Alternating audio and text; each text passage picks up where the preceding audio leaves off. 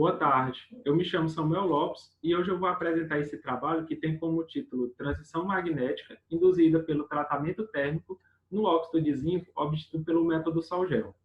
Bem, o óxido de zinco é um material semicondutor amplamente utilizado devido às suas diversas propriedades. E uma das aplicações mais interessantes desse material é nele como um semicondutor magnético diluído, que é quando é possível inserir íons magnéticos diluídos dentro da estrutura cristalina desse semicondutor. Porém, existem outras aplicações muito interessantes desse material.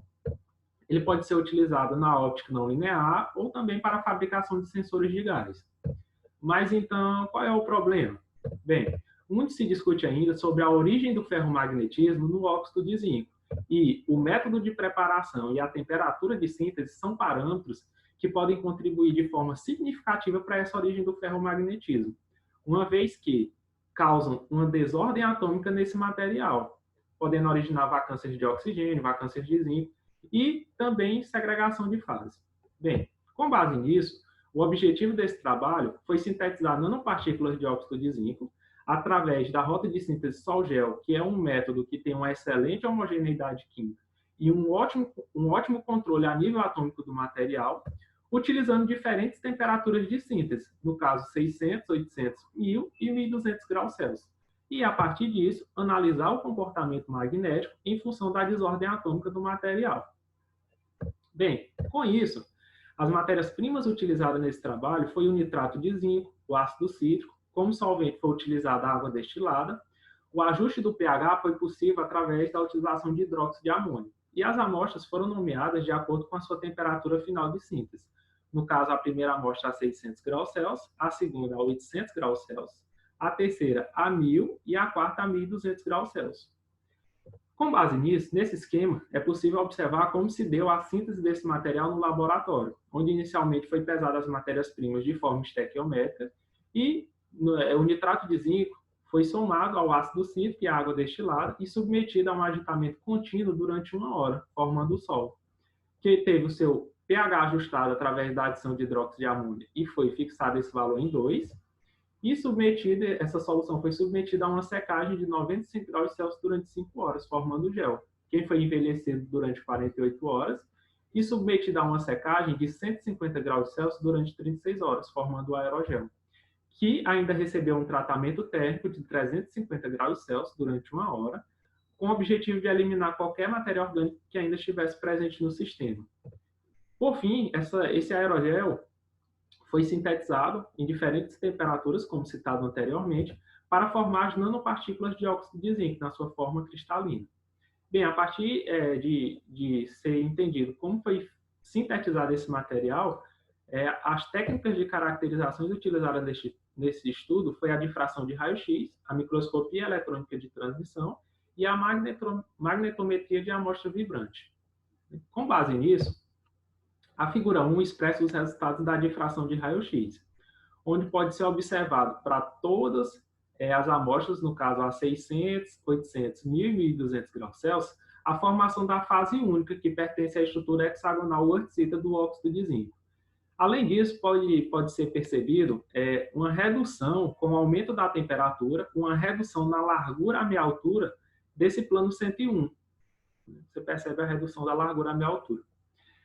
Através do refinamento de Rydberg, foi possível a determinação dos parâmetros de rede A e C, assim como do tamanho médio do cristalito. E esses valores são expressos na tabela 1, em função da temperatura. É perceptível que, com o aumento da temperatura, os parâmetros de rede A e C eles tendem a aumentar, assim como o tamanho médio do cristalito, sendo que para a amostra a 600 graus Celsius, o tamanho médio do cristalito foi 61 nanômetros. E para a amostra a 1200 graus Celsius, esse valor foi para 70 nanômetros. Bem, essas modificações estruturais elas eram esperadas, uma vez que, com o aumento da temperatura de síntese, a estrutura cristalina ela tende a se ordenar de uma forma melhor. E também essas modificações estruturais são muito importantes para a discussão das propriedades magnéticas das nanopartículas de óxido de zinco. A partir disso foi feito um estudo morfológico desse material, onde foi utilizada a técnica de microscopia eletrônica de transmissão. Nessa figura 2 é expresso para a amostra sintetizada a 1200 graus Celsius. Nessa figura 2A, foi identificado nanopartículas com formato esférico e nanopartícula com formato irregular. Além disso, foi constatado também o tamanho médio do cristalito, que corrobora com os resultados obtidos lá na difração de raio-x. Nessa figura 2B, que é uma microscopia eletrônica de transmissão de alta resolução, essa distância interplanar de 0,250 nanômetros corrobora, né, ela é correspondente ao plano 101 da família do óxido de zinco, corroborando também com os resultados obtidos na difração de raio-x. Após isso, foi feita a caracterização magnética. E nessa figura 3, tem-se a curva de esterese, onde tem-se a magnetização em função do campo magnético externo que foi aplicado. No caso da figura 3A, para todas as amostras, no caso a 600, 800, 1000 e 1200 graus Celsius. É observado que para as amostras de 600 graus Celsius a 1000 graus Celsius, esse comportamento ele foi paramagnético com uma contribuição ferromagnética. E esse é um resultado muito interessante porque na literatura, o óxido de zinco, em qualquer temperatura, ele é tratado como um material diamagnético.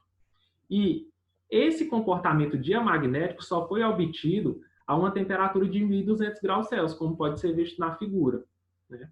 Então, com o aumento da temperatura de 1000 para 1200 graus Celsius, foi evidenciada uma transição de fase magnética. Além disso, na inserção da figura 3A, eu chamo a atenção para valores de coercividade, corroborando com o que foi falado anteriormente dessa contribuição ferromagnética. Então, esse comportamento ferromagnético, essa contribuição ferromagnética, é um ferromagnetismo incomum para amostras de óxido de zinco puro. E para a amostra de 600 graus Celsius, o valor dessa coercividade ficou em 50,52, para 800 graus Celsius ficou entre 82,13 Oersted, para a amostra de 1000 graus Celsius ficou em 67,75 Oersted. Isso corrobora justamente para a desordem atômica desse material, que a vacância de oxigênio e seu cluster elas são a origem do ferromagnetismo nessas amostras de óxido de zinco. Além disso, essas vacâncias de oxigênio elas são responsáveis por causar uma descompensação nessas ligações desse material. Porque no óxido de zinco, nessa estrutura cristalina, cada átomo de oxigênio faz 4 ligações com os átomos de zinco e vice-versa. E quando você tem presença de vacâncias de oxigênio, você causa uma descompensação nessas ligações, dando origem a esse ferromagnetismo incomum nas amostras de óxido de zinco. Bem, nessa figura 3B, foi retirado a componente paramagnética para as amostras de 600, 800 e 1000 graus Celsius, e a partir do ajuste com a lei de Approach foi possível determinar a magnetização de saturação. E é evidenciado que, com o aumento de 800 graus Celsius para 1000 graus Celsius, essa magnetização de saturação, ela tendeu a diminuir. E isso é um resultado esperado porque, quando você aumenta essa temperatura de síntese, o material ele se organiza de uma forma melhor. Então, ele tende a perder essa contribuição ferromagnética. Bem, com base nisso, é possível fazer as seguintes conclusões. Esse ferromagnetismo incomum das amostras de óxido de zinco obtidas pelo método de Sol-Gel, eles são justificados pela desordem atômica, as vacâncias de oxigênio e seus clusters. Além disso, foi constatado que esse tratamento térmico, né, de 600 a 1200 graus Celsius durante 2 horas foi adequado para fazer uma transição de fase magnética. No caso, sair de um comportamento paramagnético para um comportamento diamagnético, que é expresso na literatura como típico do óxido de zinco. Pesquisas futuras são requeridas para a gente poder estabilizar um diagrama de fase magnético para esse material. Meus agradecimentos a todas as agências de fomento à pesquisa, como também ao Simpósio de Engenharia Metalúrgica e de Materiais do Sul Fluminense, pela oportunidade de estar apresentando esse trabalho do nosso grupo de estudo. E segue também alguns contatos para qualquer dúvida sobre o nosso trabalho. Muito obrigado a todos pela atenção.